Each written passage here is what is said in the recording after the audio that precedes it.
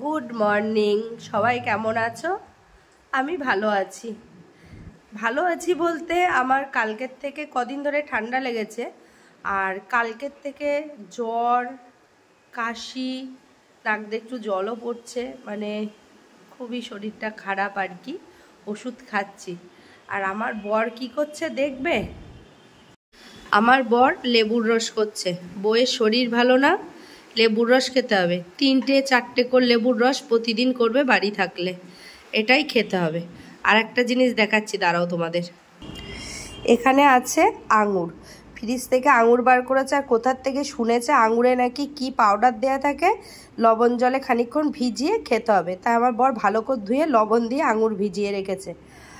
আর তরমুজ বার করেছে ফ্রিজ থেকে, তরমুজও খেতে হবে। মানে আমার শরীর যদি খারাপ হয় একের পর এক খেতেই হবে। এমনি শরীর সুস্থ থাকলেও খাই, আর শরীর অসুস্থ থাকলে এগুলো খেতেই হবে। এদিকে আমি রান্না বসিয়ে দিয়েছি। এই তেলে কালকে পটল আর বেগুন ভেজেছিলাম আমার বরের জন্য, তেল ছিল, ওই তেলের মধ্যেই রান্না করব। কি কি রান্না করছি চলো দেখো। এখানে রান্না হবে উচ্ছে আলু ভাজা হবে, আর ঝিঙে দিয়ে আলু দিয়ে ডাঁটা দিয়ে আমি একটা তরকারি করতে চেয়েছিলাম জানো তো আমার বরের জন্য। কিন্তু আমার বর পরে বললো তরকারি না করে একটু পোস্ত করো। বলছে আমি কি করে হয়? বলছে কেন, ঝিঙে আলু পোস্ত হয়, ডাঁটা আলু পোস্ত হয়, তিনটে একসঙ্গে দিয়ে পোস্ত করো। আমি ঠিক আছে, আমি সেটাই করব। এখানে মিক্সিতে পোস্ত আর কাঁচা লঙ্কা বেটে রেখেছি পোস্তর জন্য। আমার বর যেহেতু বললো সেহেতু তো করতেই হবে, তাই বেটে রেখে দিয়েছি। হয়ে গেছে উচ্ছে আলু ভাজা, ডাঁটা আলু ঝিঙে পোস্ত। উচ্ছে আলু ভাজা আর পোস্ত করেছি।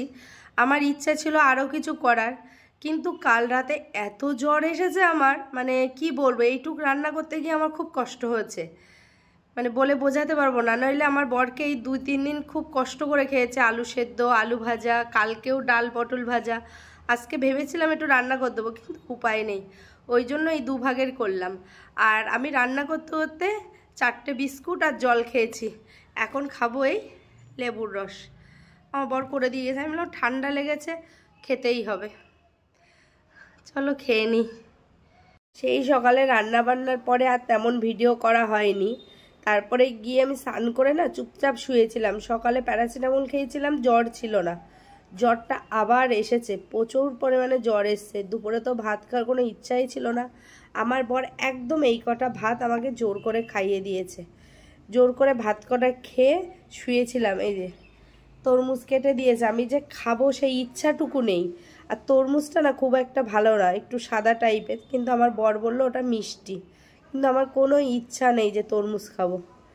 আর এই যে আমার বর রেডি হয়ে বসে রয়েছে, ও ঠাকুর মন্দিরে যায়। ও যদি বাড়ি থাকে, বাড়ি থাকলে ও রোজ প্রায় আমাদের ঠাকুর মন্দিরে যায়। মানে আমাদের অনুকূল ঠাকুরের মন্দির আছে বনগাঁ ছগড়িয়াতে, বড় মন্দির, শ্রী মন্দির। ও সেখানে রোজই প্রায় যায়, গিয়ে একটু ঘুরে টুরে একটু ঠাকুরের নাম টাম করে তারপর চলে আসে। আজকেও যাবে, পুরো রেডি হয়ে রয়েছে। আর দেখি তরমুজটা আমি খেতে পারি কি না।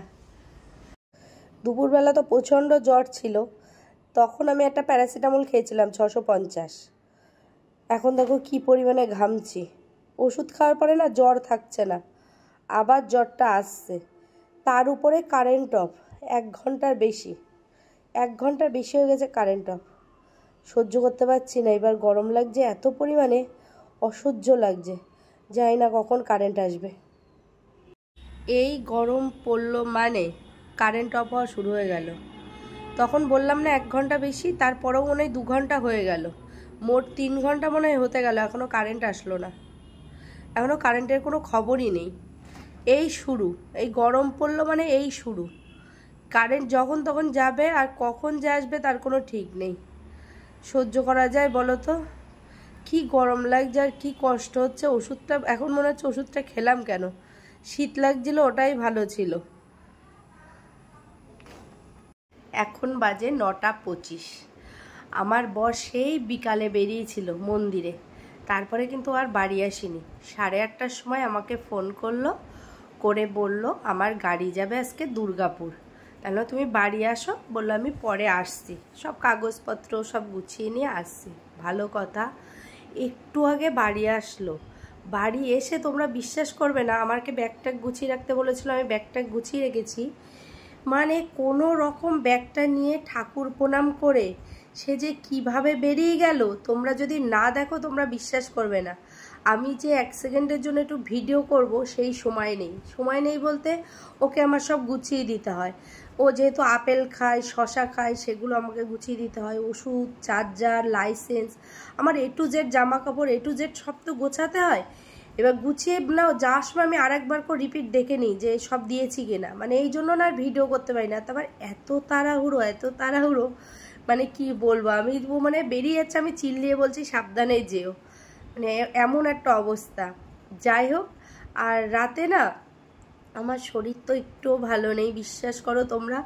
মানে কি বলবো, এত ঠান্ডা লেগেছে, কাশি হচ্ছে, তার মধ্যে জ্বর, ওষুধ খেলে কমে যাচ্ছে আবার আসছে। মানে খুব মানে কি বল, ভীষণ একটা বিরক্তিকর শরীর আমার, মানে ভাল লাগছে না আর কিছু। যাই হোক, রাতে কি খাবো আমি এখনো জানি না। ভাত তো ভালোই লাগছে না, রুটি আনতেও বারণ করে দিয়েছিলাম, ভালো লাগছে না। ভাবছি দুটো শুকনো মুড়ি খাবো, আর কিচ্ছু খাবো না, মানে ইচ্ছাই করছে না। দুটো শুকনো মুড়ি খেয়ে শুয়ে পড়বো। আর তার মধ্যে আজকে KKR আর গুজরাটের খেলা হচ্ছে, সেটাও দেখছিলাম বসে বসে। যাই হোক, আজকের ভিডিওটা এই পর্যন্ত। তোমাদের যদি আমার ভিডিও ভালো লাগে অবশ্যই লাইক, কমেন্ট, শেয়ার করবে, সাবস্ক্রাইব করতে ভুলো না। সবাই ভালো থেকো, সুস্থ থেকো এই গরমে। Bye bye, good night.